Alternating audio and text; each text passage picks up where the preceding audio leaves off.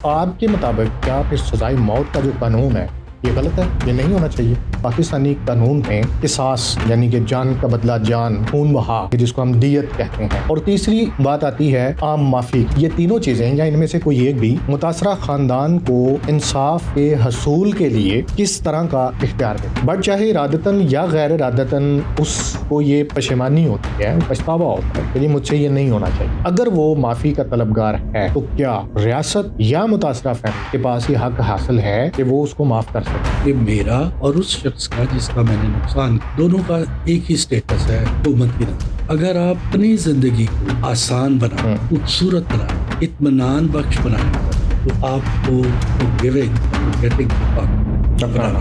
अस्सलाम वालेकुम जी, मैं हूँ राना अली ज़ुहैब और हाजिर हूँ आज एक नए मौजू और नए मेहमान के साथ।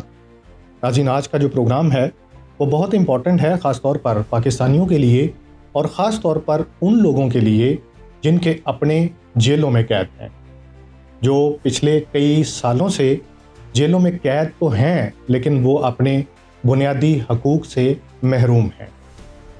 इसमें सबसे जो इम्पोर्टेंट और सबसे अहम बात है वो ये है कि पाकिस्तानी कानून में किसास और फॉरगिवनेस यानी कि माफ़ी किन सूरतों में है और इसका कितना फ़ायदा मुतासरा ख़ानदान को होता है या नहीं होता, या जो विक्टिम फैमिली है वो इस पर किस तरीके से उसको राज़ी किया जा सकता है।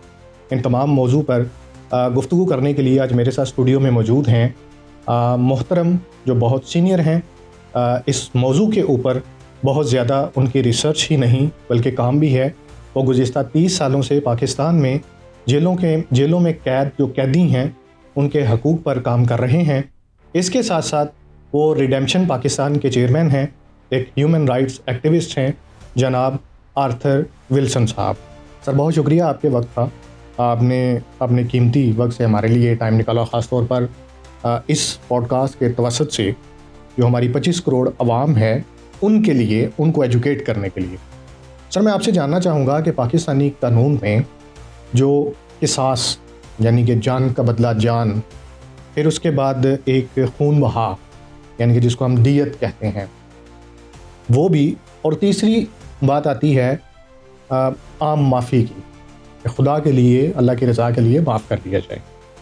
क्या ये तीनों चीज़ें या इनमें से कोई एक भी मुतासरा ख़ानदान को इंसाफ के हसूल के लिए किस तरह का इख्तियार देता है, या कैसे ये मुमकिन बनाता है कि जो मुतासरा ख़ानदान है वो इन तीनों में से किसी एक चीज़ को भी अपना कर तो अपना जो ग्रीवियंस है उसको दूर कर सकते हैं?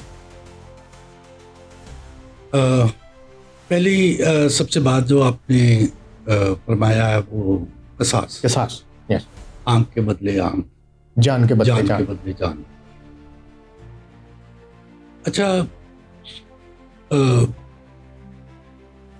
मैं सबसे पहले तो ये बात कहूँगा कि मैं क्योंकि क्रिश्चियन हूँ तो मैं इस बात को अपने ईमान के मुताबिक करूँगा, और साथ में मैं जो मेरी ज़ाती तौर पे अंडरस्टैंडिंग है जी इस सारी इलाही इशू के ऊपर तो मैं उसको बयान करूँगा। जी, राइट। तो जो देखिए किसास का जो मामला है जो मैं समझता हूँ वो ये है कि खुदा ताला की ज़ात जिसको सारी बनी नौ इंसान मानते हैं, अपना खुदा मानते हैं, चाहे किसी भी शक्ल में, किसी भी रंग में, किसी भी सूरत में। तो मेरा ये स्टडी है, मेरी ये रिसर्च है, मेरा ये मानना है कि इससे पहले कि खुदा इंसान को बनाता और इंसान को ये शऊर देता कि वो अपने रहन सहन के लिए कानून कायदे बनाए, खुदा ताला की ज़ात ने खुद इस कायनात के लिए कुछ कवानीन बनाए। ना सिर्फ इस कायनात के लिए बल्कि उसने अपने लिए भी कवानीन बनाए जिनसे वो कभी भी तजावज़ नहीं करता। ठीक। वो उन कवानीन को पूरा पूरा अमल में लाता है और लाने देता है, ताकि जो उसका कानून है वो हमेशा कायम रहे। इसकी मिसाल हम देख सकते हैं कि जैसे जब खुदा ने इस कायनात को बनाया तो उसने हवा, पानी और इन सबको एक कानून के तहत, एक कायदे के तहत किया। समंदर चाहे ज़मीन से जितना मर्जी ऊपर हो, लेकिन वो अपनी हदूद नहीं पलांग सकता। हवा जो है वो एक सर्कल में चलती है और इस ज़मीन के हर एक कोने तक पहुंचती है, ताकि सांस लेने वाली तमाम चीज़ें, चाहे वो हशरात हैं, जानवर हैं, मछलियाँ हैं, इंसान, वो उससे ऑक्सीजन लेके जिंदा रह सके। इसी तरह से उसने सूरज, चांद और सितारों के लिए कानून बनाया, और ये एक सेकंड भी ना आगे होते हैं ना पीछे होते हैं। बिल्कुल जी। ये हमेशा अपने सर्कल में, अपने महवर में उस कानून के तहत जो उसने ठहराया है उसके मुताबिक वो घूमते रहते हैं। बिल्कुल जी। और इसी को कानून कहते हैं जो उसने ठहराया है। और मैं तो आमतौर पे ये कहता हूँ कि वो खुदा भी इसीलिए खुदा है, क्योंकि वो जो उसने कानून ठहरा दिया है वो उस अपने ही बनाए हुए कानून के हमेशा ताबे रहते हैं। इसीलिए वो खुदा कहलाता, अफजल भी है। अफजल भी है।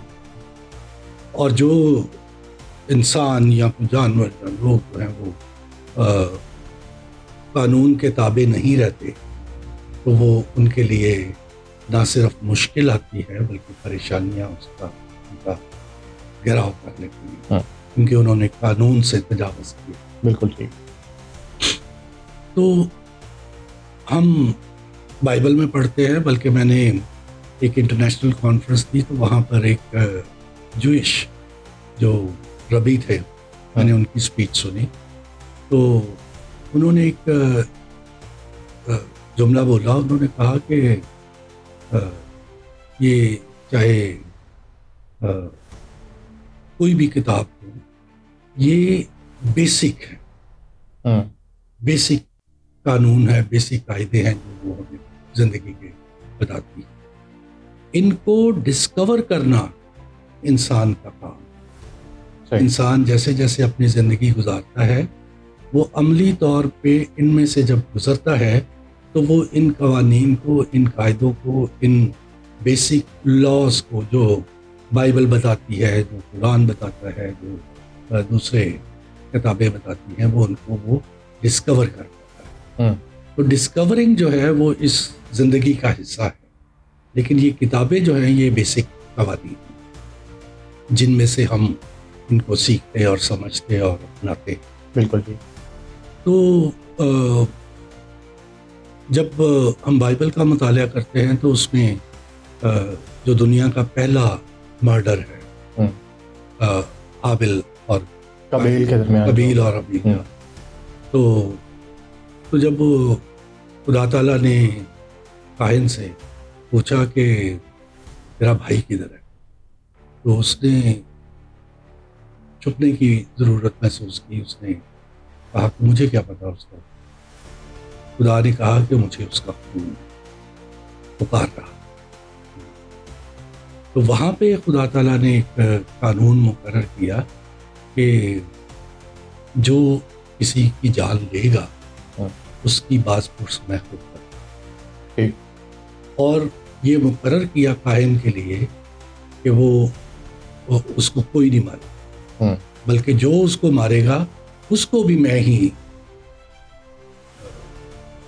पूछूंगा। अच्छा, ये पहला असूल था, पहला कानून था जो पहले कत्ल के ऊपर मुकर्रर किया गया। तो इसलिए एक जगह पे लिखा है कि जो किसी की जान लेगा,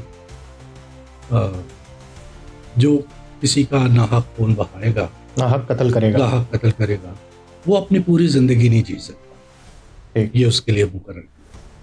और दूसरी बात जो उन्होंने कही वो ये थी, खुदा ताला ने, कि उसकी जो बास पुरस है वो मैं खुद को।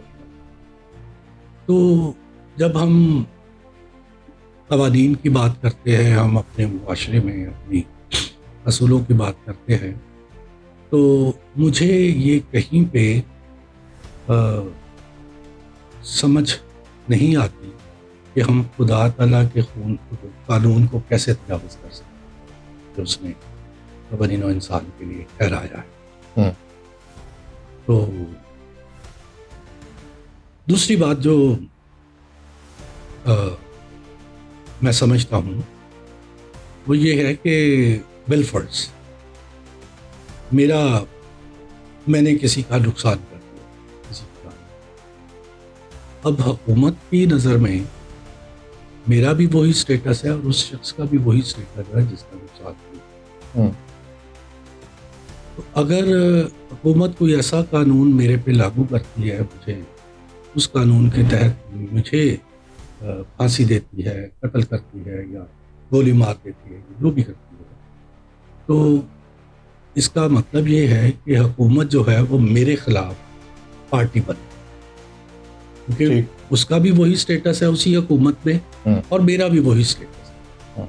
तो हुकूमत जो है ना मेरे खिलाफ पार्टी बन सकती है ना आपके खिलाफ पार्टी बन सकती है। तो हुकूमत को कुछ ऐसे क़वानीन मुरतब करने की ज़रूरत होती है कि जिससे वो दोनों शहरियों को एक नज़र से देखें, एक कानून के साथ देखें। लेकिन यहाँ पे सवाल ये पैदा होता है, आपकी बातों से ये नतीजा अखज़ होता है कि रियासत जो है उसको ये हक़ हासिल नहीं है कि वो किसी भी शख्स की ज़िंदगी ख़त्म करने का हुक्म दे सके। मतलब ये पॉइंट आपका ये है कि रियासत को ये हक़ हासिल नहीं है कि वो किसी भी शख्स को कत्ल कर सके, या ऑब्वियसली जैसे कानून में हम सज़ाए मौत देते हैं, तो आपके मुताबिक क्या फिर सज़ाए मौत का जो कानून है ये गलत है, ये नहीं होना चाहिए? अच्छा देखिए, चूँकि ये हमारे मुल्क का कानून है तो मैं इसके ऊपर आर्गूमेंट कर सकता हूँ अपनी सोच, अपनी अक्ल, अपनी तालीम के मुताबिक। मैं इसके साथ डिबेट में जा सकता हूँ, लेकिन कानून का एहतराम करते हुए बिल्कुल मैं ये नहीं कह सकता कि ये गलत है या सही है, क्योंकि इस चीज़ का इख्तियार या इस चीज़ का हक मेरे पास नहीं है। रही बात मेरे खिलाफ कत्ल का फतवा देना, तो मैं फिर वापस उसी जगह पर आऊँगा कि मेरा और उस शख्स का जिसका मैंने नुकसान किया है, दोनों का एक ही स्टेटस है हुकूमत की नज़र।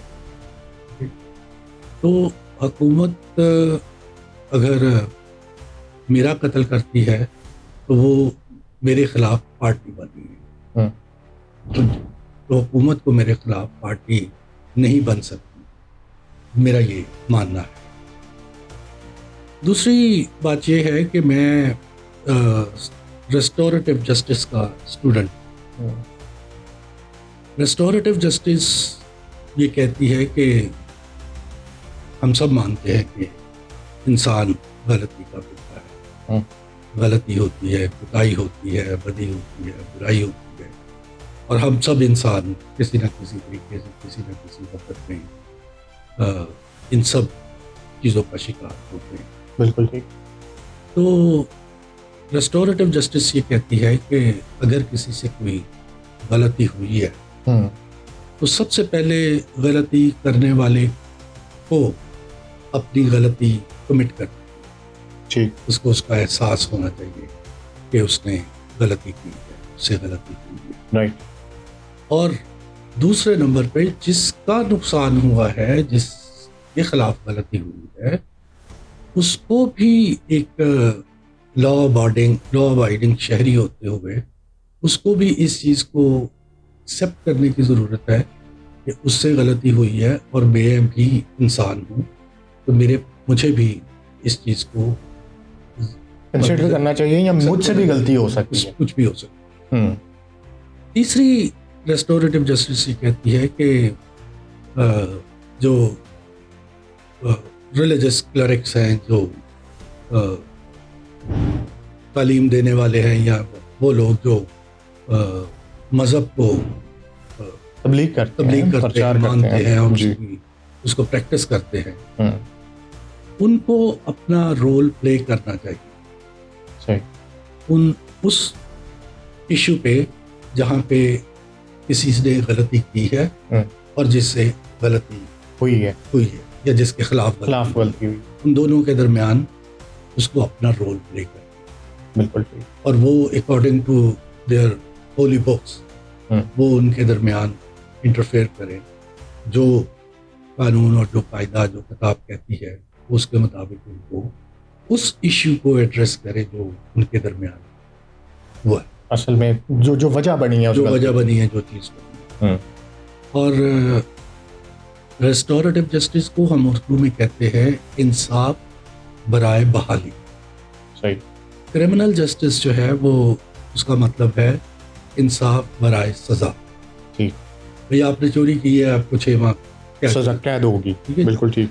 जबकि रेस्टोरेटिव जस्टिस ये कहती है कि अगर किसी से गलती हुई है तो उसको बहाल किया जाए, मौका दिया जाए, उसको बहाल किया जाए, उस गलती के बारे में सोचा जाए, उस गलती के बारे में समझा जाए और सोसाइटी में उन वजूहात को एड्रेस किया जाए जिन वजूहात की बुनियाद पे वो गलती सरजद। मसलन लाइक अगर कोई शख्स किसी का मर्डर करता है तो हमें ये आपकी बातों के बाद ये जानने की ज़रूरत है कि उसने मर्डर किया क्यों, एग्जैक्टली वजह क्या थी, वो कत्ल करने की वजह क्या बनी। जी अच्छा, मैंने तो चूँकि इसके ऊपर काफ़ी रिसर्च है, स्टडीज़ है, तो दुनिया में जो मेजर परसेंटेज है इन केसेस को जब स्टडी किया गया तो वजह ये समझ आई कि उन लोगों ने इकरार किया कि हम उसको मारना नहीं, हम कत्ल नहीं करना। ठीक। मैंने तो उसको मुक्का मारा था लेकिन वो गिरा और पत्थर के ऊपर उसका सर लगा और वो मर गया, या मैंने तो उसके पैरों में गोली मारी थी, वो गोली नीचे से उछल के तो वो उसके सर में लग गई या किसी ऐसी जगह पे लग गई कि उसकी मौत वाक़ई हो गई। तो मेजॉरिटी जो है, जो मैक्सिमम नंबर ऑफ परसेंटेज है, वो जो जिन लोगों से मर्डर हुआ उन्होंने यही क्लेम किया कि हम मारना नहीं। तो लेकिन ये हम अगर पाकिस्तानी लॉ की स्टडी करें, यही आपका पॉइंट है कि like majority of the people जो हैं वो ये कहते हैं कि हमारा मारने का इरादा नहीं था, बस बट हो गया। इसको पाकिस्तानी उसमें कानून में हम गैर इरादी कत्ल जो है वो तस्वर करते हैं। अब गैर इरादी कत्ल में सज़ाए मौत नहीं, उसमें सज़ा जो है वो कम है। फिर इसी तरह से जो इरादतन कत्ल किया जाता है, जो नीयतन ये फ़ैसला किया जाता है, जो शख्स ये कहता है कि जी मैं ये फ़ैसला करके जा रहा हूँ कि मैंने फ़लाँ बंदे को आज मार देना, कत्ल कर देना, तो जब वो साबित हो जाता है तो उस पर फिर ये फ़ैसला होता है कि ठीक है जी अब कत्ल तो चूँकि कर दिया, जान चली गई, तो लिहाजा कत्ल के बदले कत्ल जो है, सज़ाए मौत जो है वो हुकूमत उनको या जुडिशरी जो है, जुडिशल सिस्टम जो है वो चलाता है।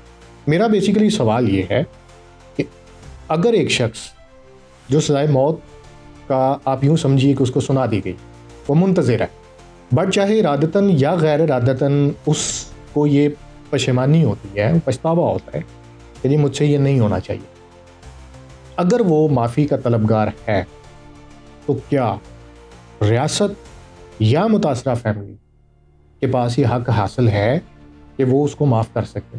अगर फैमिली उसको माफ़ नहीं करती तो क्या रियासत अपने तय उसकी सज़ा माफ़ कर सकती है, और क्या करनी चाहिए? अच्छा, यहाँ पे पाकिस्तान में इस्लामिक लॉ के मुताबिक, बाकी दुनिया में वैसे ये नहीं है, लेकिन पाकिस्तान में ये कानून मौजूद है कि अगर मुद्दई जो है वो माफ़ कर देता है, खून माफ़ कर दे, तो कैदी को छोड़ दिया जाता है, रिहा कर दिया जाता है, गवर्नमेंट उससे कोई सरोकार नहीं रखती। सही। लेकिन चूँकि कोई तकरीबन 28 के करीब ऐसे कवानीन हैं पाकिस्तान में जिन पे सज़ाए मौत। सही। तो कुछ ज़्यादातर कवानीन ऐसे हैं जो हुकूमत के ख़िलाफ़ है, जिसमें हुकूमत ने सज़ाए मौत मुकर्रर की हुई है, हम्म, तो उनको मुदई चाहे भी तो माफ नहीं कर सकते। सही। लेकिन अगर सिर्फ दफात कोई एक दो आप उसका जिक्र कर सकते हैं कि ये कौन सी ऐसी हैं वो दफात के जिस जैसे आपने कहा कि 28 के करीब ऐसे कवानीन हैं, कोई एक दो कानून ऐसे कि देखिए, जिस पे एक, मुद्दई चाहे भी तो रियासत नहीं छोड़ेगी उसे। एक तो ये ड्रग्स के खिलाफ भी बिल्कुल ठीक। कानून है, सजाए मौत है। फिर ये रैंसम हम्म, जो है उसके वो डायरेक्ट हुकूमत के खिलाफ है कानून, तो उसमें सजाए मौत माफ नहीं होती। सही। और भी बहुत सारे ऐसे हैं जो डायरेक्ट हुकूमत के खिलाफ जाता है, एंटी स्टेट हम जिसे कहते एंटी हैं, स्टेट जिसको, तो वो कवानीन जो है उनमें उनमें उसकी जान बख्शी नहीं होती। नहीं होती। अच्छा, मेरा अब बेसिक सवाल ये है कि एक इंडिविजुअल, सवाल फिर वहीं पे खड़ा है, अगर उसको ड्यूरिंग द कैद ये नदामत होती है, वो कहता है रिग्रेट होता है, ठीक है जी नहीं मैं ये बिल्कुल इरादा करता हूँ, मैं मुझसे जो भी आपने लिखवाना है लिखवा लीजिए, मैं बाहर जाके ये काम नहीं करूँगा, तो वो शख्स जो सजाए मौत का मुंतज़िर है, उस सूरत में रियासत को क्या किरदार अदा करना चाहिए? जी, अगर तो रियासत जो है वो रेस्टोरेटिव जस्टिस के कवानीन की रोशनी में कुछ चीज़ें मरतब करे, तो फिर अल्टीमेटली उसकी बहाली बनती है ऐसे केस में। ऐसे केस में मैं एक केस का जिक्र करना चाहता हूँ। एक राना आमिर थे, जहाँ पे शुमाली लाहौर में उनका घर था, उनके 2 बच्चे थे, एक बेटा। तो उनका केस आया मेरे पास लास्ट मोमेंट पे जब उनके रेड वारंट जारी हो चुके थे। तो मैंने उनके लिए रिकन्सिलिएशन के लिए काम किया, मुदई को मिला, उनके फैमिली को, उनके सारे तो उसकी फैमिली जो है वो उसको माफ़ करने के लिए तैयार नहीं थी। उन्होंने कहा, जबकि जो राना आमिर था उसकी लास्ट स्टेटमेंट जो मेरे साथ बातचीत हो रही थी, तो उसमें उसने कहा कि अगर मुदैया मरने वाले की बेवा, क्योंकि उसमें मुदैया थी, वो मुझे माफ़ कर दे तो मैं उसको सारी ज़िंदगी बड़ी बहन की तरह ट्रीट करूँगा और मैं उसके लिए हर वो काम करूँगा जो मुझे वाजिब है कि मुझे उसके लिए करना चाहिए। लेकिन इवन देन ना कानून में ऐसी कोई गुंजाइश थी और ना मुदैया ने उसको माफ़ किया, तो वो उसको फांसी हुई। हालांकि ये उसका लास्ट स्टेटमेंट थी। और मेरे साथ जब वो रिकन्सिलिएशन में जब मैं उसको काउंसलिंग के लिए बैठता था उसके पास, तो उसके ये बात हुई। अब नदामत का जो आपने जिक्र किया उसमें ये बड़ी खूबसूरत एग्जाम्पल कि एक शख्स को एहसास हो गया, उसको पता चल गया कि उसने बहुत बड़ी गलती की है और अब वो मुआफ़ी का तलबगार भी है। ना सिर्फ मुआफ़ी का बल्कि उसके बदले में वो अपनी सारी ज़िंदगी उनके लिए सर्व करने के लिए तैयार है। और वो लेकिन उसके पास ना कानून में और ना उस फैमिली के पास उसके लिए कोई गुंजाइश है। तो अल्टीमेट उसको फांसी हो गई और उन लोगों ने यही मुनासिब समझा कि वो उसमें वो उसको माफ़ ना करें, बल्कि प्रोसीजर जैसे चल रहा है वैसे होता रहे। सही। अच्छा, इसमें आपने जैसे कहा कि उन्होंने ये कहा कि अगर मुदैया माफ़ कर दे, मैं ये जानना चाहूँगा आपसे कि पाकिस्तानी क़वानीन के मुताबिक जो सज़ाए मौत सुना दी गई जिस शख्स को, उसको माफ़ करने का जो राइट है, हक है, वो फैमिली में किस शख्स के पास है? और क्या एक शख्स माफ़ कर सकता है या उसके लिए फैमिली के कितने अफराद जो हैं उनका माफ़ करना ज़रूरी है? अच्छा, जो हमने प्रैक्टिस देखी है कोर्ट्स में जी कि मुदई तो एक ही होता है। अब एग्जैक्टली ठीक है, लेकिन अगर उसके बेटे हैं, बेटियां हैं, तो सभी को कोर्ट में जाके बयान देना पड़ता है, स्टेटमेंट देनी पड़ती है, रिटर्न देना पड़ता है कि हमने इसको माफ़ किया। सही। अगर उसमें से कोई एक भी कम होता है तो कोर्ट उस माफ़ी को कंसिडर ही नहीं करता। ये अच्छा, इसमें ये बड़ी आपने इंफॉर्मेटिव है मेरे लिए भी ख़ास तौर पे कि अगर एक मर्द जो है उसको फांसी होती है तो जो मुद्दई फैमिली है उसके आगे बच्चे हैं, उसकी बेवा है वो मुद्दइया है या उसका कोई बेटा मुद्दई बन जाता है, तो क्या जो खूनी रिश्ते हैं उसमें बहन भाई माँ बाप भी शामिल हैं या सिर्फ उसके, अगर वो शादीशुदा है तो उसका जो फैमिली उसकी बेगम और बच्चे हैं सिर्फ वही शामिल हैं इसके अंदर? मरने वाले के जो लीगल हेयर है, अच्छा, उसके लिए जो प्रॉपर वर्ड इस्तेमाल होता है वो लीगल हेयर जो, और उसमें वो उसके बच्चे भी आते हैं, उसके माँ बाप भी आते हैं, उसके बहन भाई भी आते हैं, उसके साथ जो लीगल हेयर होते हैं वो शामिल। अच्छा, अगर कोई जैसे हम ये कहते हैं कि फ़र्ज़ कर लीजिए को एक फैमिली के 4 फ़र्द हैं, उन 4 अफराद का स्टेटमेंट देना ज़रूरी है कि जी ठीक है हम इसको माफ़ करते हैं। 2 लोग जो हैं वो एग्री हो जाते हैं, 2 लोग कहते हैं नहीं जी हम इस पे कायम है, इसको सज़ा होनी चाहिए, इसको सज़ाए मौत होनी चाहिए। वो नहीं होता मामला। उस सूरत में रियासत के पास कोई ऑप्शन मौजूद है या जुडिशरी के पास कोई ऑप्शन है या होनी चाहिए आपके ख्याल में आने वाले वक्त में? क्या जुडिशरी को ये सोचना चाहिए कि इमीडिएट जो उनके लीगल हेयर जैसे आपने जिक्र किया है, इसमें तो ऑब्वियसली अगर उसके 6-7 बहन भाई हैं, उनको 4-5-6 बच्चे हैं, सब अपनी अपनी उसमें इन्वॉल्व हैं ज़िंदगियों में, तो कुछ लोग ऐसे भी होते हैं हमने देखा कि केसेस को सिर्फ चलाते ही इस वजह से हैं कि कुछ पैसे जो हैं उनको लिया जाए या कुछ इस तरीके से अगली पार्टी से किसी तरह की कोई डील वगैरह कर ली जाए। उस सूरत में मैं ये जानना चाहता हूँ कि एक कत्ल करने वाला भी नादिम है, शर्मिंदा है, जिनकी फैमिली जो मुतासरा ख़ानदान है उनमें से भी जो उनके बड़े क्लोज़ हैं जाने वाले के जिसका कत्ल हुआ उसके, वो भी उसको माफ़ करने के लिए तैयार, लेकिन कोई एक शख्स उठता है वो कहता है जी मैं नहीं किया, मैं नहीं, तो बकौल आपके कि कानून उसकी इजाज़त नहीं देता। इस सूरत में क्या आपको लगता है कि जो हमारा जुडिशल सिस्टम है उसमें या हमारी रियासत में को इन कवानीन में तरमीम करने की ज़रूरत है?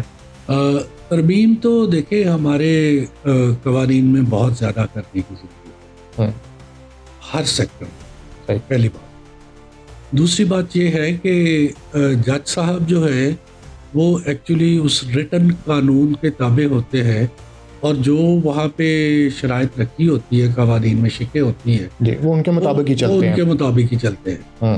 और ऑब्वियसली लॉयर जो है वो इस चीज़ को प्रूव करते हैं कि जी ये इतने हेरर है और वो लीगल हेरर है और वो इतने मान रहे हैं, इतने नहीं मान रहे हैं। लेकिन ये तो हम अदालत की, कानून की, कायदे की बात कर रहे हैं। हकीकत जो है वो हमारे मुआशरे में वो इसकी तस्वीर बिल्कुल फ़र्क है।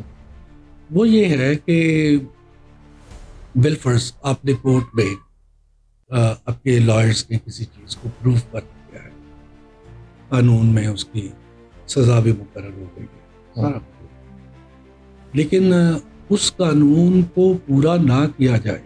हमारे यहाँ पे सारा जोर इस बात पे नहीं लगता कि कानून को पूरा किया जाए, सारा जोर इस बात पे लगता है कि इस कानून को खत्म कैसे किया जाए, वायलेट कैसे किया जाए।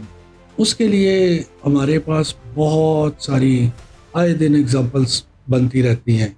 बिलफर्ज एक जतोई केस बहुत मशहूर केस है, उसमें साकिब निसार साहब ने भी इनिशिएटिव लिया था, chief justice G supreme court. तो उन्होंने बहुत ज़्यादा थ्रेट कर दिया, बाकी फैमिली को भी जान की लाले पड़ गए और फिर उन्होंने उसका जो दैयत थी वो इस कदर ज़्यादा कर दी कि सारी दुनिया ने इसके ऊपर बात की।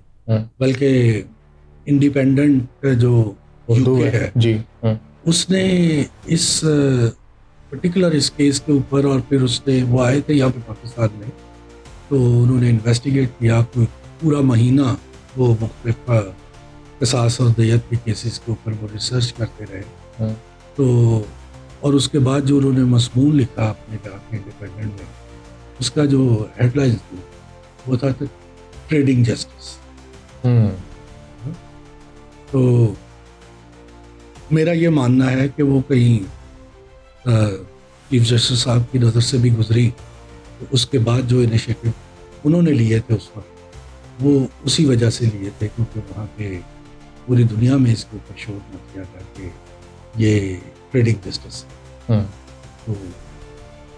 तो आमतौर पे तो यही होता है। अब एक और रेमंड डेविस का केस पड़ा। एग्जैक्टली, बिल्कुल ठीक है, ऐसा ही है। उसमें भी अब मुदैया जो थी बेसिकली, जी, वो थी उसकी बीवी, मरने वाले की। हाँ जी, वो नहीं चाह रही थी पैसे लेना, वो चाह रही थी कि उनका बदला लिया जाए।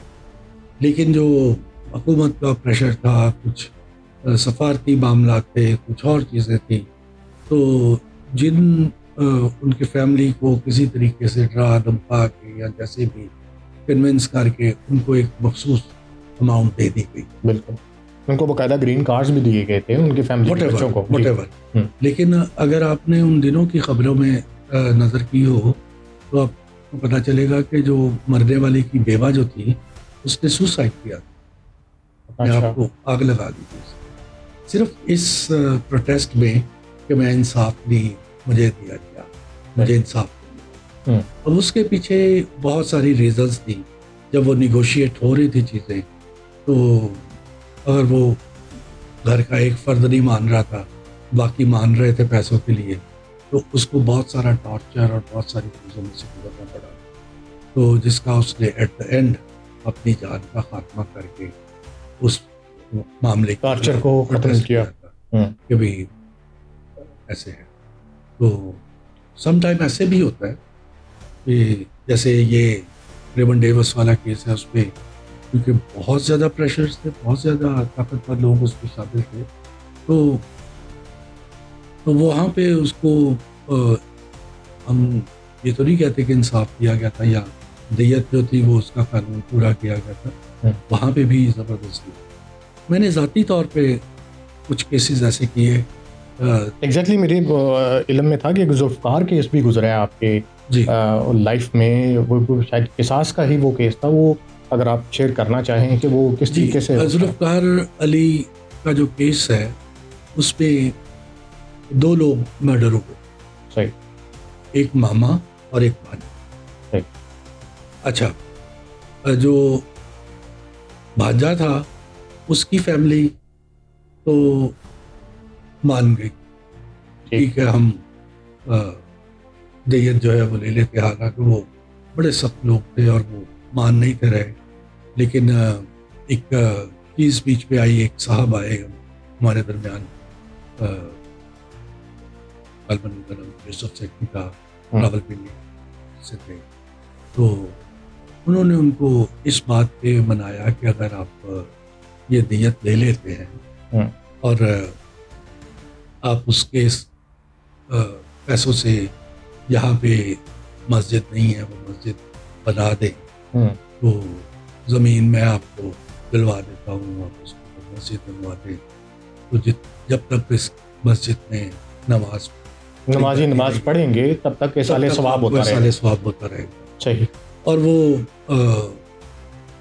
जो मुदई था जिसने वो सारा केस लड़ा था वो मान भी गया और हमारी बात को करर हो गई। लेकिन जो उसका जो जुल्फ था मुदई का जो तो वो नहीं माना, मामा शायद वो मासड़ बन गया।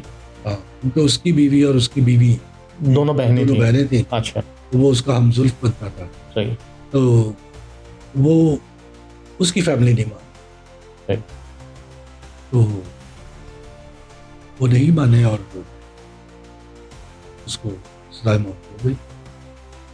अच्छा, उसको जुल्फकार को, हालांकि उसके लिए जो दियत की रकम थी 50 लाख रुपया, दोनों कत्लों का जो 1 करोड़ रुपया बन गया था वो नहीं। अच्छा, वो बनता था कोई 22-23 लाख रुपया। ओके, 24 लाख रुपया बनता था उसको, तो दोनों की मद में 50 लाख तो वो बाद में वो नहीं माने तो नहीं कर सकते। तो बल्कि जो हमारे मुआशरे की बदबख्ती है ये है कि क्योंकि उसका वो चंदा इकट्ठा करके तो वो दियत जो थी वो इकट्ठी की गई थी, 50 लाख रुपया हो 50 गया। लाख रुपया। सही। तो वो जिन लोगों ने इकट्ठा किया था वो खुद ही काफी गए, उसके लिए कुछ नहीं किया। मतलब उन्होंने बेसिकली मकसद तो था उस शख्स को बाहर निकालना। उस शख्स को बाहर निकालना, चले अगर वो नहीं हो सका हाँ, उसकी फैमिली की बहाली के लिए काम किया जा सकता है। हाँ, उसके लिए बहुत सारी चीजें हो सकती बहुत सारी चीज़ें हो सकती हाँ। थी, लेकिन जो बीच में खड़े थे जिन्होंने ये सारा काम किया, हाँ। वो ही वो पैसे सारे के सारे खा गए। हैं। तो अब यहाँ पे इस जैसे जब माहौल को आप देखते हैं तो फिर आप क्या सजेस्ट करते हैं, आप क्या समझते हैं पाकिस्तान में, पाकिस्तानी सोसाइटी में, माशरे में ख़ास तौर पे वो अफराद जिनको सज़ाए मौत सुना दी गई, जो इस इंतज़ार में है, क्योंकि ऑब्वियसली पाकिस्तान में अभी उस पर अमल दरामद नहीं हो रहा, अलबत्ता जुडिशरी जो है वो अपने फ़ैसलों में सज़ाए मौत सुनाती ही है। अभी ये चंद दिन पहले की बात है कि एक शोहर को सज़ाए मौत दी गई है, उसने अपनी बीवी का मर्डर किया था। तो इस सूरत में हम जब ये कहते हैं कि सज़ाए मौत नहीं होनी चाहिए, आपकी सबसे पहले ये प्रोग्राम स्टार्ट होने पर आपने जो बात की थी कि ये मामला अल्लाह ताला का है। खुदा जो है वो कहता है कि जिसने एक इंसान का कत्ल किया उसने पूरी इंसानियत का कत्ल किया बेसिकली, तो लेकिन इसका हिसाब मैं देखूँगा। तो फिर जब हम ये देखते हैं कि मुआशरे में ये चीज़ें एग्जिस्ट करती हैं, आपके सामने ही है कसूर वाला एक केस, जो ज़ैनब मर्डर केस, ज़्यादती के बाद बच्ची को कत्ल किया, फिर उसके जो कातिल है उसको फांसी दी गई। तो लोगों ने ये समझा कि बस ठीक है, आप शायद ये मामला बेहतर हो जाए, अब इंसाफ मिल गया।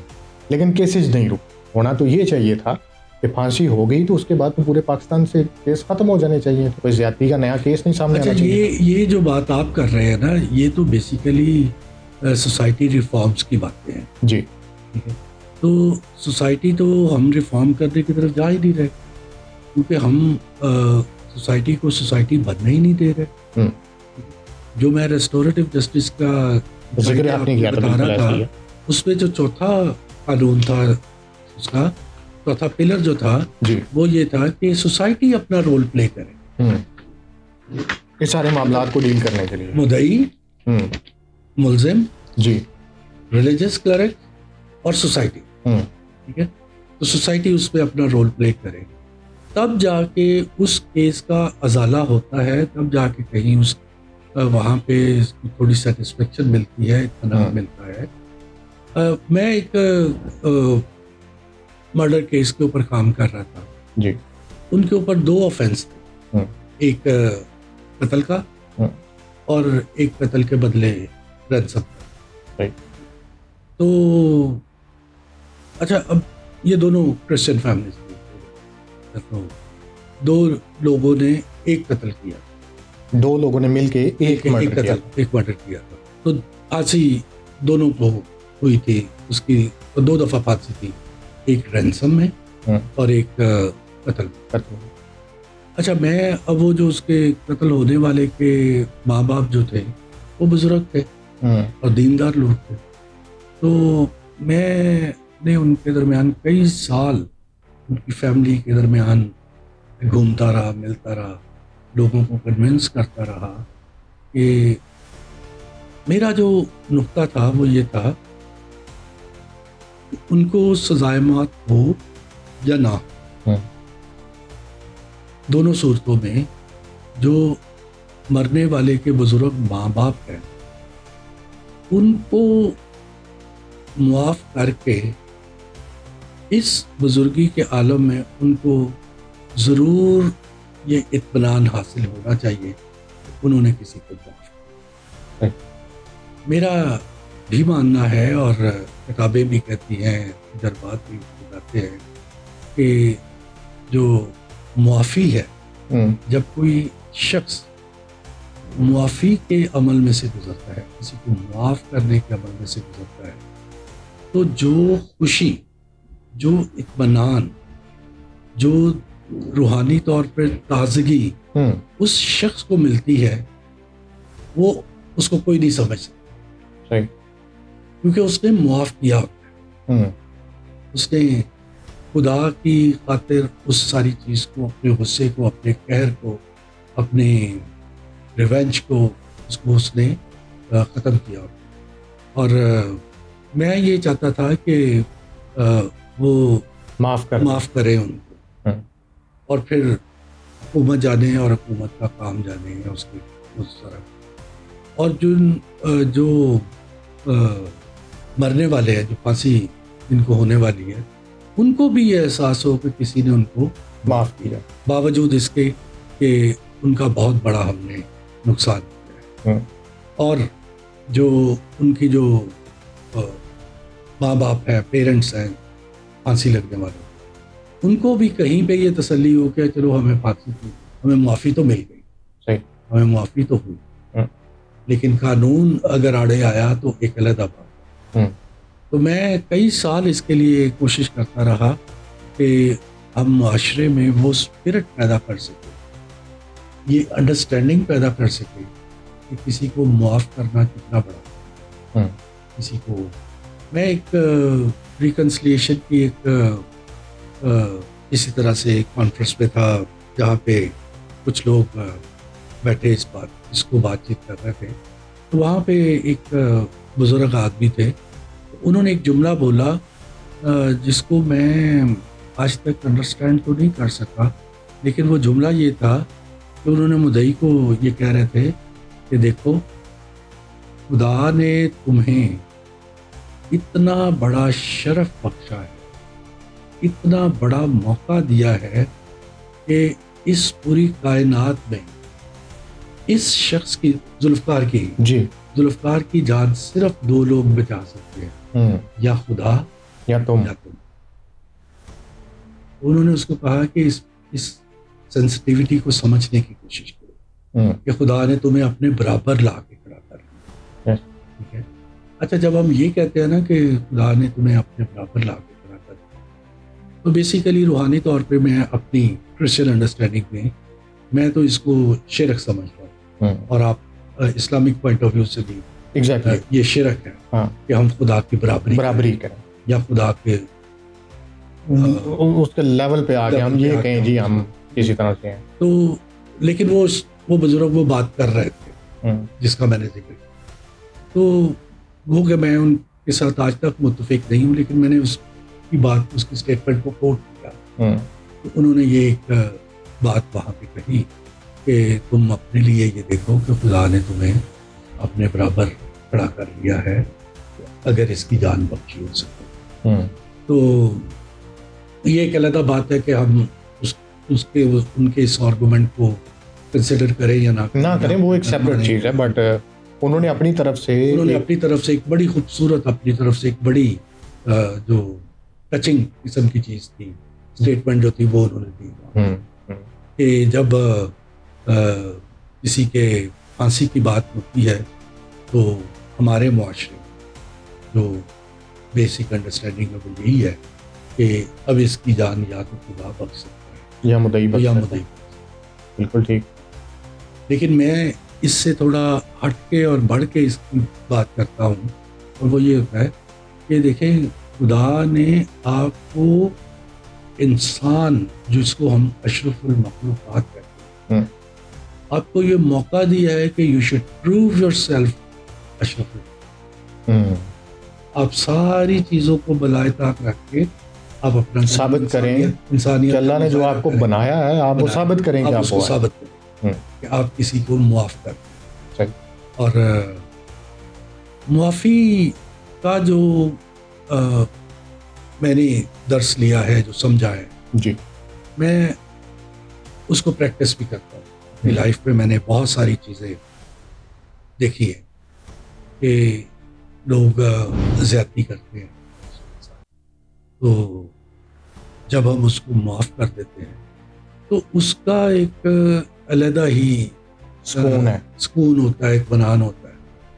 बिलफर्ज मैं आपको एक एग्जांपल बताता हूँ कि मैं कहीं पे बिजनेस करता था, तो मैं किसी के साथ ऑफिस शेयर करता था, और मैं अपना काम भी करता था और उनके लिए भी मार्केटिंग करता था। तो मेरा उनके साथ 10% मुकर्रर कमीशन। तो वो जब मैं 2-4 लाख का छोटे मोटे काम करता था तो वो बड़ी गर्मजोशी से लाए जी, अकाउंटेंट को कहते थे इनका वोचर लेके आए, वो पेमेंट करते। तो वो अब मेरा, चूंकि मैं एग्रेसिवली काम करता था उस वक्त जवानी में, तो मैंने कुछ ऐसे प्रोजेक्ट विजिट किए हुए थे कि वो इत्तेफाक से कुछ 3 महीने के बाद वो मैच्योर हो गए, और वो एक ही प्रोजेक्ट हफ्ते में वो सारे प्रोजेक्ट मैच्योर हो गए, और वो 80 लाख के करीब सही बिजनेस आ गया। तो वो जब 80 लाख का बिजनेस आया, मैं बड़ा खुश, और मैं प्लानिंग करके बैठा हूँ उस वक्त। 8 लाख आ गया मुझे। उस वक्त वो ये सुजुकी स्विफ्ट जो है वो 5-5.5 लाख रुपए। सही। तो मैं प्लान करके बैठा हूँ कि मैं गाड़ी लूंगा, ये करूँगा। तो वो जब हम बैठे एक दफ़ा इसी तरह से चाय पी रहे थे, और उन्होंने मुझे कहा कि देखें यार साहब, हमें इस काम में से कोई इतना फ़ायदा नहीं हो रहा, तो हमारे जो पार्टनर है वो ये कहते हैं कि हम इसमें आपको 10% नहीं दे सकते, हम इसमें आपको सिर्फ 1% दें। तो आप यकीन करें कि जो पहली बात मेरे जहन में आई, मैंने कहा ओहो ये भाई। तो दूसरी बात मेरे जहन में थी कि जहाँ 9 जाता है वहाँ पे 10 भी जाए, एक भी जाए, फिर एक लेके मैंने क्या करना है? मैं क्या करूँगा? तो मैंने चाय पीते पीते उनको कहा, मैंने कहा इनके रेट्स वगैरह जो थे वो तो आप ही ने तय किए हुए थे। मतलब मेरा ये था कि भी आपने खुद ही रेट तय किए हैं, मुझे नुकसान सुना रहे हैं। एग्जैक्टली। लेकिन असल बात वही थी, वो बेईमान हो गए। तो मैंने अपनी लाइफ में सुकून के लिए कुछ अपने ही प्रिंसिपल बनाए।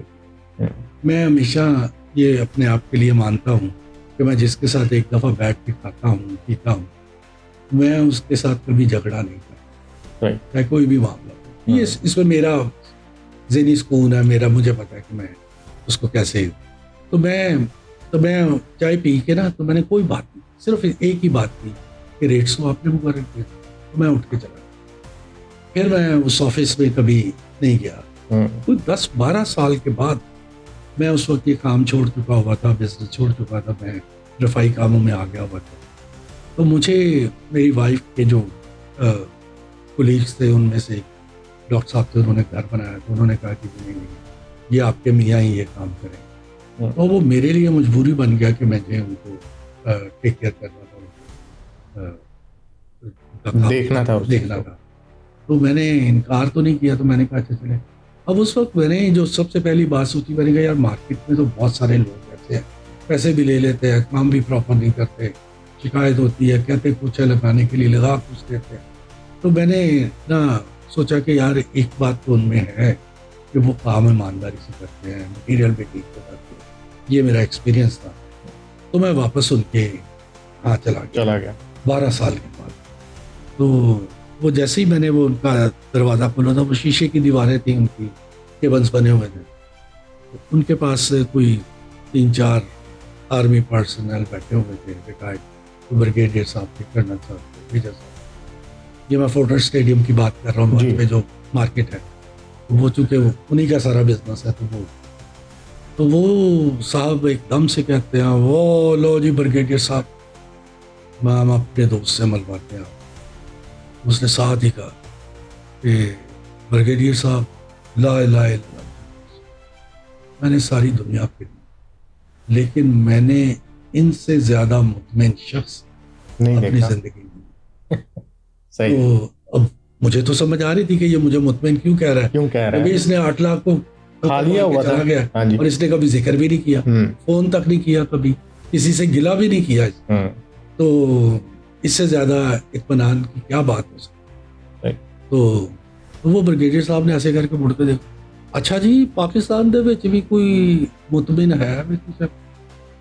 मैंने उसको बॉदर नहीं किया उनकी बात की, मैंने स्ट्रेट अवे अपना मुद्दा रखा उनके साथ, जी ये एड्रेस है, इनको जरा फैसिलिटेट करें, काम को देख लें, अपना काम देख लें। उन्होंने कहा जी आपको करना, बैठे बैठे चाय। मैंने कहा नहीं थैंक यू, मैं बस इसके लिए आया।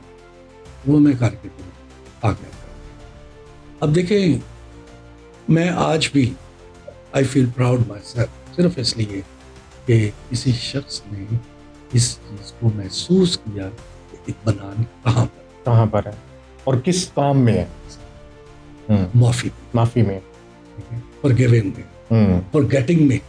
सही, ठीक है, कि मैंने उसको फॉरगेट कर दिया, मैंने उसको फॉरगिव कर दिया, मैंने उसके खिलाफ झगड़ा क्रिएट नहीं किया, बदले का नहीं सोचा कि बदले मैं का भी नहीं इनको सोचा। किसी तरीके से या मैंने नुकसान उनके पहुंचाऊं। नुकसान के लिए नहीं सोचा, या मैंने कुछ और नहीं सोचा। तो इस तरह की बहुत सारी मिसालें हैं मेरी लाइफ। हमारे पंजाब में, पाकिस्तान में वी आर नॉट पे मास्टर फीलिंग, ये आपने भी महसूस किया होगा।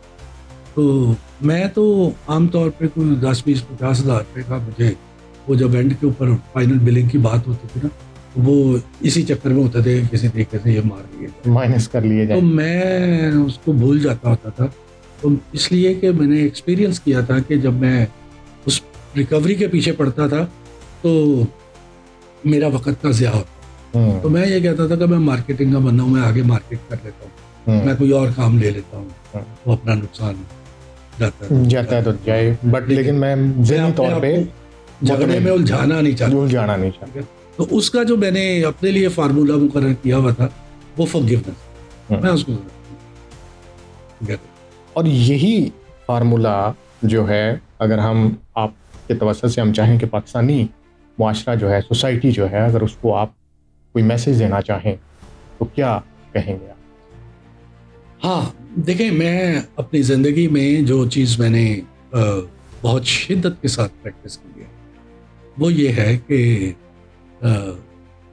मैं एक फार्मूला जी जो मैं अपने लिए बनाया हुआ है वो ये है कि गलत सवाल ज़रबे गलत जवाब, गलत सवाल का गलत ही जवाब।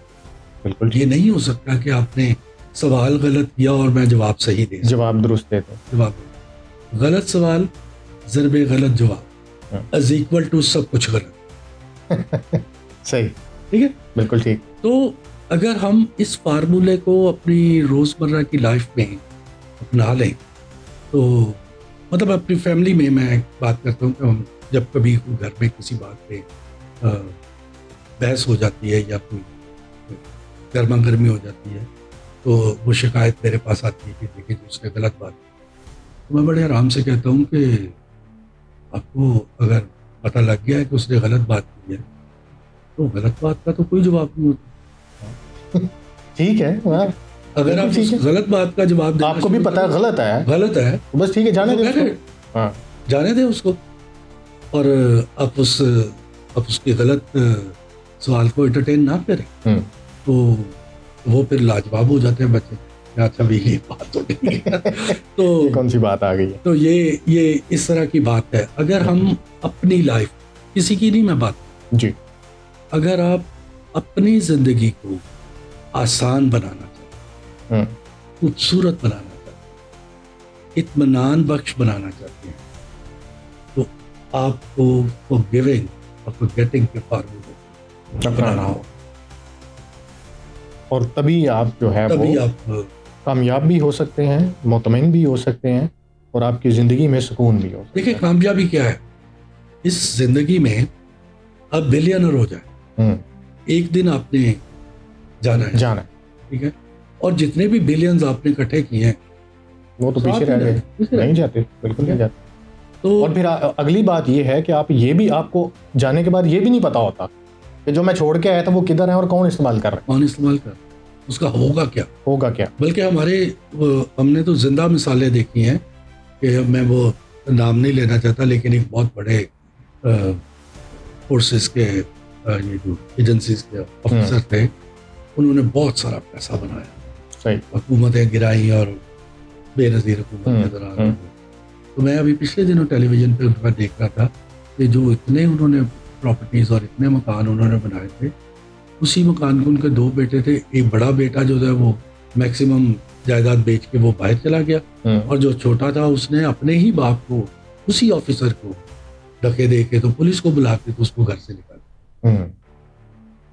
वैसे तो वो बात रिकॉर्ड पे है, लेकिन अगर मैं नाम लूं तो मैं इम्तियाज बिल्ला की बात कर सही, बिल्कुल ठीक है, ये रिकॉर्ड पे बात है। बिल्कुल ऐसे ही है।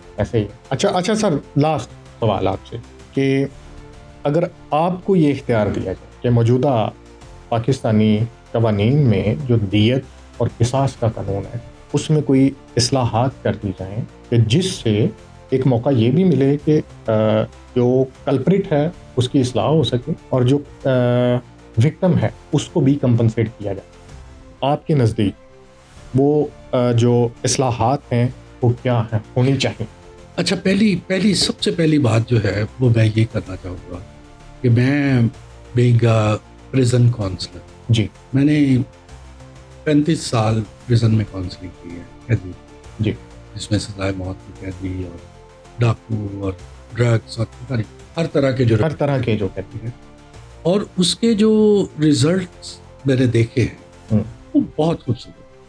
सही। लोगों ने बड़ी बड़ी चीज़ों से जिन्होंने कभी किसी दुनिया में अपने माँ बाप की नहीं सुनी, और उस काउंसलिंग के ज़रिए, उन चीज़ों के ज़रिए वो राय रास्त पर आए और उन्होंने अपने क्रिमिनल लाइफ के पैटर्न को चेंज छोड़ा उसको। और उसकी उनकी जो ट्रांसफॉर्मेशन थी वो इतनी खूबसूरत थी कि वो अब वो इस दुनिया में इंतहाई पॉजिटिव किरदार अदा कर रोल रहे हैं। प्ले कर रहे हैं। और इस मेरा ये मानना है कि प्रिजन सिस्टम में या कोई भी हमारा जो मुआशरा है जिसमें कोई भी चीज़ हो, उसमें काउंसलिंग जो है ना वो एक अमल जो है ना वो लाजमी है। मुआशरे में जो पॉजिटिव लोग हैं वो उनके दरमियान बैठ के इस्लाह करें और उनको अच्छे और बुरे नताइज और उनको अच्छे और बुरे चीज़ों से आगाह करें, ताकि वो जो एक मसले में फंसे हुए हैं दो लोग वो बेहतरी का रास्ता इख्तियार। और इसकी मैं एक खूबसूरत एग्जांपल आपको देना चाहता हूँ कि मेरा ये होता था कि मैं जब कैदी रिहा होता था तो वो मुझे कांटेक्ट करता था, तो मैं उसको कहता था कि आप चाय पीने के लिए या खाना खाने के लिए मेरे घर पर आए। तो वो मेरे घर पर आते, तो उस खाने के दौरान या चाय के दौरान जब वो अपनी ट्रांसफॉर्मेशनल स्टोरी सुना रहे होते थे, बातचीत कर रहे होते थे, तो मेरे ये दोनों तीनों बच्चे पास बैठे होते। और इसीलिए मेरा बड़ा बेटा जो है वो भी कैदियों के लिए काम कर रहा है। उसने भी अपनी लाइफ में कैदियों की ट्रांसफॉर्मेशन और उनको बेहतरी के लिए काम करना शुरू किया। और मेरी जो बेटी है वो दरमियान में है, दोनों बेटी जी। तो उसने प्री इंजीनियरिंग की या कनेट से, तो जब हम यूईटी गए उसके दाखिले के लिए तो वो कुछ देख के माहौल तो कहने लगी कि बाबा मुझे ये बताओ। तो मैंने कहा आप मुझे ये बताओ कि आप करना क्या चाहते हैं लाइफ में, अपने आप इस मुकाम पे देखना चाहते हैं। तो उसने मुझे एक बात कही, उसने कहने लगी कि बाबा मैं आपका जो स्किल है काउंसलिंग, मैं उससे बहुत इंस्पायर कि कैसे थोड़ी सी काउंसलिंग या छोटी सी आपकी जुबानी कलामी बातों से किसी शख्स की जिंदगी बदल जाए और वो मामलात बदल जाए जो बड़े घिनौने हैं। ठीक है, तो कहने लगी कि मैं उससे इंस्पायर हूँ और मैं वो करना चाहता हूँ। तो मैंने कहा फिर आप सोशियोलॉजी पे जाओ, फिर आप क्यों प्री इंजीनियरिंग की तरफ जा रहे हो? तो वो फिर उसको एफसी कॉलेज में एडमिशन दिलवाया सोशियोलॉजी में, और उसने यही ह्यूमन राइट्स, कैदियों के मसले और डेथ पेनल्टी अपने मेजर में रखी। तो बल्कि एक बड़ा अच्छा हुआ कि वो एक फुल ब्राइट स्कॉलरशिप के लिए नोटिस आया, तो मैंने उसको इनकरेज किया कि आप इसको अप्लाई करो। उसने अप्लाई किया, तो जब वो इंटरव्यू देने के लिए सरीना में गई तो वहाँ पे जो इंटरव्यू ले रहा था उसने कहा कि स्टूडेंट बड़े घबराए हैं, आपको बड़ी कॉन्फिडेंस है। तो उसने कहा कि मुझे क्या घबराने की ज़रूरत है, आपने जो पूछना आप मुझसे पूछें। तो जब वो उससे पूछने लगे कि आपका मेजर क्या है, माइनर क्या है, कैसे, तो उसने ये सारा जिक्र किया, डेथ पेनल्टी और ये सारा। तो वो कहने लगे कि भाई तू इतनी छोटी सी उम्र में इतने खुशक मजमून जो है तूने वो कैसे चूज किए या फैसला कैसे किया, कैसे ये तो मामले दुनिया नहीं हल कर सकी अभी तक। तो वो कहने लगी कि मेरा बाप ये काम करता है, तो मैं अपने बाप से इंस्पायर। तो उन्होंने कहा फिर वो कहती है कि वो बाकी का इंटरव्यू मेरी बजाय वो आपका लेना शुरू हो गया कि तुम्हारा बाप क्या करता है, कैसे करता है। तो वो जब आ गई इंटरव्यू दे के, तो दूसरे दिन उसको ईमेल आ गई कि हम आपको डबल स्कॉलरशिप देना चाहते हैं पूरे साल के लिए। तो वो फिर आपको मतलब कंसेंट लेना चाह रहे थे, तो हमने उनको अलाउ किया, फिर वो पूरा डबल फुल स्कॉलरशिप को फुल ब्राइट स्कॉलरशिप होके आई अमेरिका पूरा साल पर। तो फिर उसके बाद उसने दोबारा उसको अमेरिका जाने का मौका मिला। उसने अपना मास्टर्स और एमफिल बिब्लिकल काउंसलिंग में किया। She is the only one जिसने बिब्लिकल काउंसलिंग में एमफिल किया। तो मैं ऑस्ट्रेलिया में था एक दफ़ा, किसी कॉन्फ्रेंस पे गया हुआ था। तो जिनके पास मैं ठहरा हुआ था वो बड़ी रेस्पेक्टेड फैमिली थी, क्योंकि खातून खाना जो थी वो डॉक्टर थे वहाँ पे। उनका एक क्लिनिक था और वो क्लिनिक में कोई 8-10 डॉक्टर बैठते थे और वो उसमें कोई काउंसलर था, कोई उसमें कोई साइकोलॉजिस्ट था, कोई फलाना था, कोई। तो वो सारा जितने भी माशरे में लोगों के मसाइल थे, लोग आते थे उधर पे करते थे उनको और अपने मसाइल के हल के लिए उनसे मशावरत लेते थे। जबकि पाकिस्तान में ऐसा कोई नहीं है, सिस्टम नहीं। पाकिस्तान में तो जहाँ तक है कि अगर किसी को मशवरा देते तो मेरे तो सारे ना ज़्यादा से आना, यस, ठीक है। तो हमारा अलमिया ये है कि हम काउंसलिंग लेना नहीं चाहते। देना तो बहुत दूर की बात है ना, हम लेना ही नहीं चाहते। तो ये रिफॉर्म्स में मैं चाहूँगा कि हमारे माशरे में काउंसलिंग की जो फादियत है इसके ऊपर काम किया जाए। इसके ऊपर काम किया जाए। क्योंकि मेरी पूरी लाइफ का जो निचोड़ है वो ये है कि दो लोग जब आपस में एक दूसरे के कत्ल वारत पे भी हो रहे होते हैं, तो उस वक्त भी अगर कोई बीच में काउंसलर आ जाए तो उनकी इस्लाहकारी करे, वो बड़े बड़े मामले सुनेगा।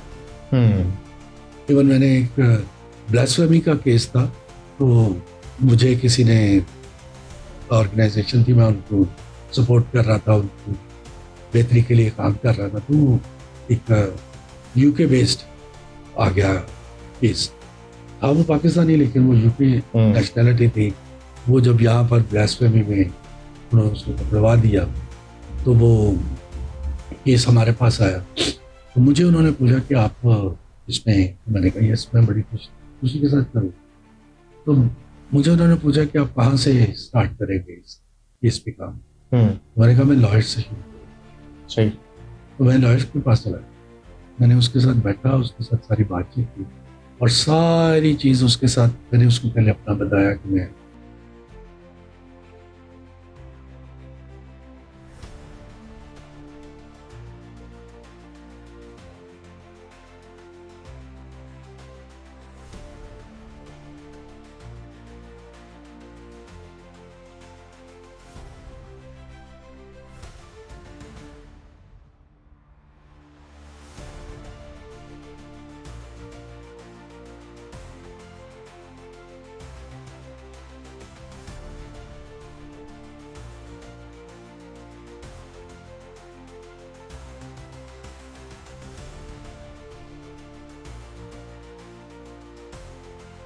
तो अब उसकी ट्रांसफॉर्मेशन हो गई थी, लॉयर की ट्रांसफॉर्मेशन। एग्जैक्टली।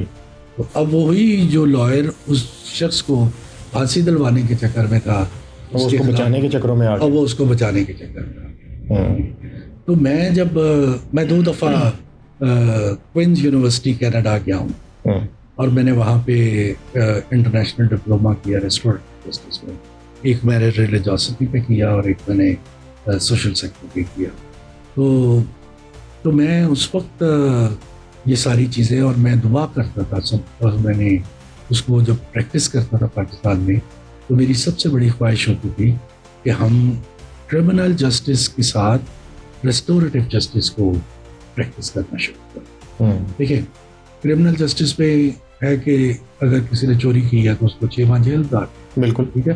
अब वो 6 माह सत्यानाश है उसका, बिल्कुल ऐसे ही है क्रिमिनल जस्टिस के तहत।